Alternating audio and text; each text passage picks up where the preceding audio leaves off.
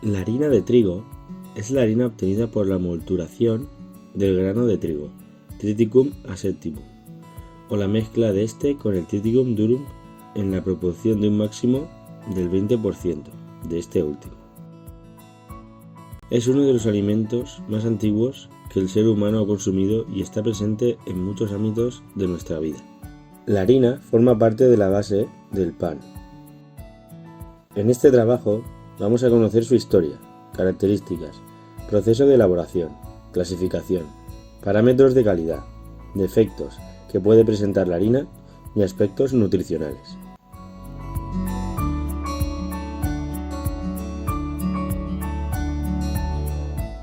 La historia de la harina de trigo comienza hace aproximadamente 11.000 años, en la región asiática comprendida entre los ríos Tigris y Éufrates, en la zona de Mesopotamia. Las más antiguas evidencias arqueológicas del cultivo de trigo vienen de Siria, Jordania, Turquía e Irak. Como el trigo es el único grano con el contenido suficiente de gluten para elevar la masa, este llegó a ser rápidamente favorecido sobre otros granos cultivados en aquella época, tal como la avena, el mijo y la cebada. En solo unas pocas generaciones, los productores de trigo estaban desplazando y superando en número a los cazadores. Para el año 3000 a.C. habían llegado hasta la India, Etiopía, España e Irlanda. Y para el año 2000 a.C. el trigo había llegado a China. Los molinos de mano más antiguos se remontan al Neolítico, una fase económica caracterizada por la extensión de la agricultura. Es muy probable que la molienda de trigo para producir harina se hiciera primitivamente por medio de majaderos y de morteros, o machacándolo entre dos piedras planas. Los romanos empezaron a servirse de los molinos hidráulicos desde el siglo I a.C. En este trabajo también empleaban a los esclavos y penados. Más tarde aplicaron también a él algunos animales. En el año 150 a.C., los primeros gremios de panaderos se formaron en Roma. En la Edad Media, la rotación de cultivos permitía mejores cosechas. Se empezaron a utilizar molinos hidráulicos y eólicos cerca de los cultivos. El pan se convirtió en alimento básico. La creciente urbanización de los siglos XI y XII llevó a la necesidad de aumentar la capacidad de producción del pan y al surgimiento de las panaderías. En los años 1750-1850 d.C., la revolución industrial trajo nuevas tecnologías. Hubo un proceso de migración masiva del campo a la ciudad y se necesitaron nuevos métodos de molienda y panificación. La utilización de piedras en la molienda fue reemplazada por acero. La harina de estos molinos era más fina y el pan más liviano. Con la invención de la energía eléctrica, surgen los motores eléctricos, que sustituyen a las aspas de los molinos. El trigo se cultiva prácticamente en todas las partes del mundo. En el año 2000 se calculó en unos 230 millones de hectáreas la superficie mundial destinada a este cultivo. La Unión Europea es la mayor productora del mundo. A esta le siguen China, India, Rusia, Estados Unidos, Canadá y Ucrania. El trigo es una planta herbácea. Las flores se reúnen en espigas. La fecundación y maduración del óvulo produce el grano del trigo. En el grano de trigo podemos diferenciar tres partes: salvado, germen y endospermo. El salvado es la cubierta del cereal. El endospermo envuelve al germen o embrión y le proporciona nutrientes necesarios para su desarrollo. El germen es la parte de la semilla que germina y dará lugar a una nueva planta.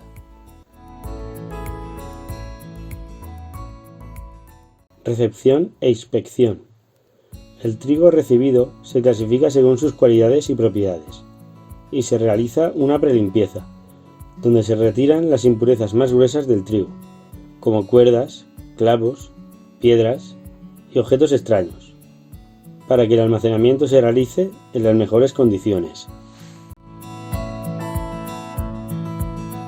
Limpieza. El trigo pasa por máquinas combinadas. Separan semillas de distinto tamaño y clase mediante cribas, además de otras materias extrañas como arena, polvo, paja, piedras, por diferencias de pesos específicos.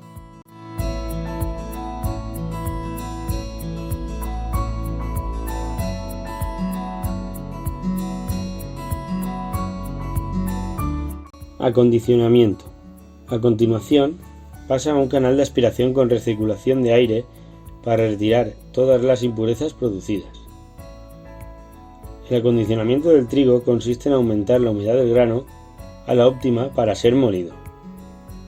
Para esto se mide la humedad de entrada del trigo, la temperatura y el peso por electrolitro, para posteriormente calcular y añadir el agua necesaria para lograr el objetivo. El trigo y el agua se mezclan y pasan a tolvas de acondicionamiento, donde permanece de 18 a 24 horas, con el objetivo de lograr que la humedad llegue a todo el volumen del grano. Molienda y cribado. Después, el trigo pasa a un proceso de segunda limpieza, donde se retiran todas las impurezas que pudieran quedar, y así garantizar que únicamente el trigo limpio y sano se integre al molino de trigo.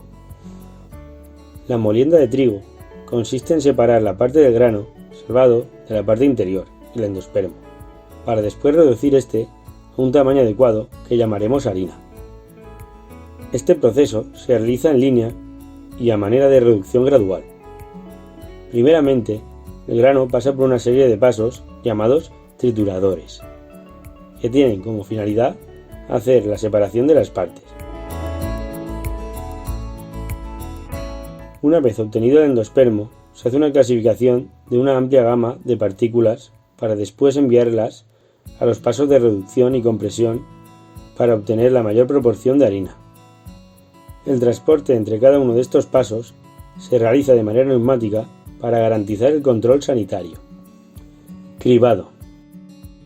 Clasifica todos los productos recibidos de la molienda a través del conjunto de tamices por los cuales el producto recorre y se separa por tamaño de partículas. La harina, obtenida en las diferentes secciones del cernido, es enviada a un cernido de seguridad para luego ser pesada y transportada a las tolvas de producto terminado. Incorporación de aditivos. La harina puede ser adicionada por oxidantes, blanqueadores, niveladores enzimáticos o algunos otros microingredientes para completar su objetivo de uso final. Embolsado. A partir de aquí, la harina se transfiere a las tolvas de carga a granel. Posteriormente se envasa en sacos de papel o de rafia de polipropileno para su transporte. Durante su transporte y almacenamiento, el producto debe resguardarse de la humedad y del ataque de microorganismos, insectos o roedores.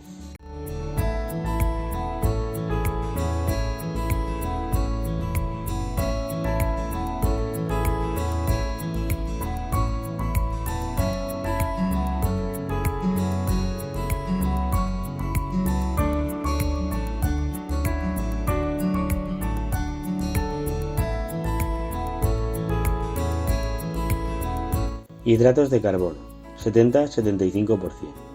Son el principal elemento constitutivo y se presenta en forma de almidón, que es un hidrato de carbono muy típico en todos los vegetales. La proteína, 8-12%, a más proteína, más fuerza de la harina. La harina tiene 5 proteínas, solo 2 forman el gluten. La glutenina se encarga de darle tenacidad y elasticidad a la masa, y la gliadina, viscosidad y extensibilidad. Cuando la pasta de harina y agua se amasa, el gluten forma una especie de red o malla que permitirá atrapar el gas que se produzca por la fermentación de la levadura. La proporción de proteínas determina de manera drástica la utilidad de la harina para los diferentes usos que tiene. Agua, 14-15%. Azúcares simples, 1-2%. materia grasa 1,2-1,4%, materias minerales 0,5-0,6%, como potasio, ácido fosfórico, vitaminas B, E.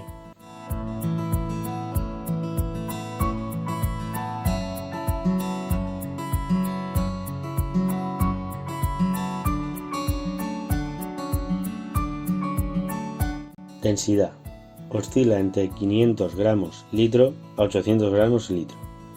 Es más ligera que el agua, que tiene una densidad de 1 kilogramo litro. Color. La harina puede ser blanca o de un color crema suave. Una coloración ligeramente azulada es anormal y advierte sobre el inicio de una alteración. Olor. Una harina normal tiene un olor propio ligero y agradable. Las harinas alteradas poseen por lo general un olor desagradable. Sabor. Su gusto tiene que ser a cola fresca. Las harinas alteradas poseen un gusto amargo, agrio y rancio. El tacto es como terciopelo. Granulometría. El grano de finura de la harina varía según los molinos. Tenacidad. P. Este parámetro mide, una vez formada la masa, lo que nos cuesta estirarla. Cuando la harina es correcta, la tenacidad debe bajar cerca de un 15%, cuando pasen 2 horas después del amasado. Extensibilidad, L. Este parámetro mide, una vez formada ya la masa, su capacidad a ser estirada sin romperse. Cuando la harina es correcta, la extensibilidad debe crecer un 15% a las 2 horas. Maquinabilidad, P partido L. Su valor es el resultado de dividir la tenacidad entre la extensibilidad. Tiempo de desarrollo. Es la velocidad con la que la harina se amasa, o mejor dicho, el tiempo en el que alcanza su amasado óptimo. Fuerza panadera, W. Es el parámetro principal a la hora de clasificar las harinas. Está relacionado con la cantidad de gluten y su capacidad para retener los gases que se producen durante la fermentación. Calidad del almidón. Su calidad se mide con el almilógrafo, que nos da información sobre la gelatinización del almidón en el horno.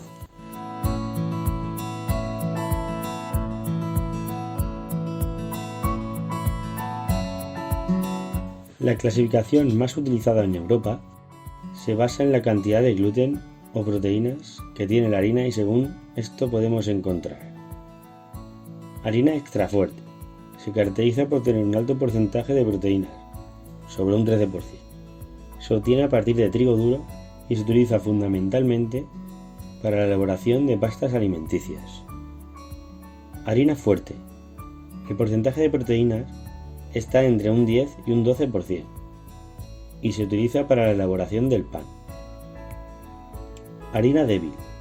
Tiene un porcentaje de proteína entre el 7 y el 9%. Se usan para la elaboración de repostería y galletas, y no es apta para la elaboración de pan, porque no mantienen su estructura firme. Otra clasificación más empleada en América es la basada en la numeración por ceros. Los ceros determinan el grado de pureza de la harina, y así tenemos harina de un cero, de 2 ceros, de 3 ceros y de 4 ceros. Las harinas de un cero son las más vastas, con más impurezas y posibles restos de grano. Son menos refinadas y se utilizan para elaboraciones más espesas. Las harinas de 2 y 3 ceros se utilizan para la elaboración de panes por su alto contenido en proteínas, especialmente el gluten, que posibilita dar forma a las masas y consigue un buen leudado sin que las piezas pierdan su forma. La harina de 4 ceros es más refinada y más blanca. Al tener escasa formación de gluten, no es un buen contenedor de gas, y los panes no mantendrían la forma. Se utiliza en pastelería, repostería, hojaldres, etc. y masas que tengan que ser ligeras. Clasificación de la harina por países.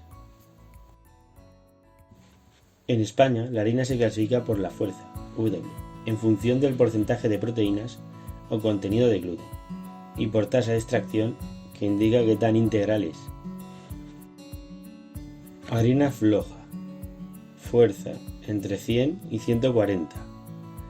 Harina de media fuerza entre 140 y 220. Harina de fuerza entre 220 y 300. Harina de gran fuerza más de 300. En Italia, la denominación de las harinas va desde 00 hasta 2, siendo 00 harina floja, 0 harina de media fuerza, 2 harina semi-integral. La harina integral no tiene denominación. En Francia, la denominación oscila entre 45 para la harina más floja y 150 para la harina integral. En Alemania, la harina más floja se denomina 405 y 1050 la de más fuerza. La harina integral se identifica con el número 1600. A veces nos encontramos denominaciones o preparaciones comerciales como harina de fuerza.